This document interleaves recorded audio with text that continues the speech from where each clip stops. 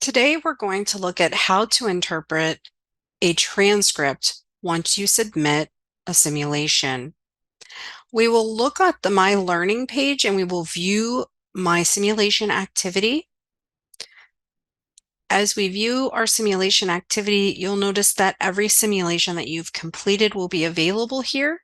You must submit in order for your work to appear in your My Simulation activity as a transcript. We will look at the suicide screening today that was completed, and you can see that if I click on it, we can take a look at how I did in each section.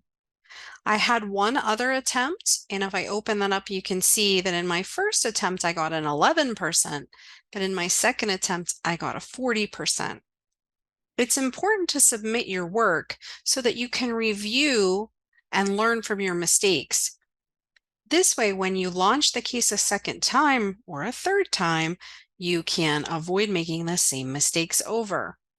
So I will look at my transcript here, either through download the transcript, or I can use this transcript here to the right of the case.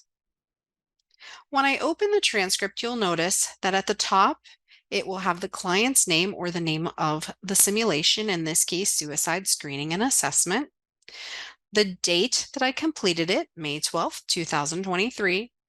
The mode I worked in, learning mode. This is the mode in Simucase where you receive feedback as you go.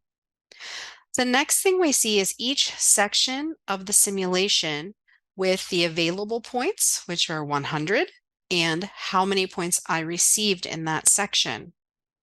I can look at the overall score in every section and see that in some of these sections, I got a 0, in others I do have points, and I got the summary 100%. I can see the completion time. In this case, the completion time would have been expected to be higher than this. The recommended completion time is listed in the library for each simulation.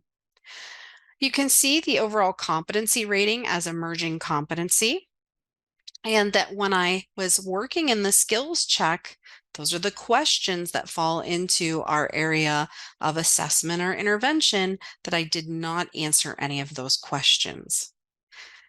Every decision that I made was saved to my clipboard as I was working in the simulation, and here now you will see all of the transcripts from first the interview with the client and all of the items that I selected. Everything here is timestamped so you can see when you made the decision within the case. And as we go forward, anything that we see here that's in red is going to indicate that we made an error. So when I asked this question, if I am uncomfortable talking about suicide, can I refer suicidal clients elsewhere? You will see that we need to think about our selection and listen carefully to the response. So as a licensed professional, we have an ethical obligation to work with clients and assist them. Before I would start this case again, I would make sure that I had a better understanding of this concept and move forward trying to avoid making this mistake again.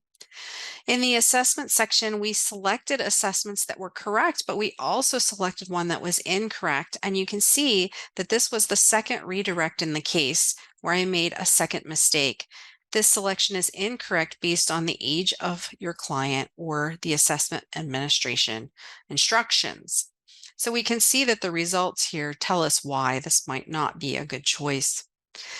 When I was answering questions in the skills check area, I failed to answer any of them. Had I answered, I would see if they were right or wrong and be able to use this section to help me as I make another attempt.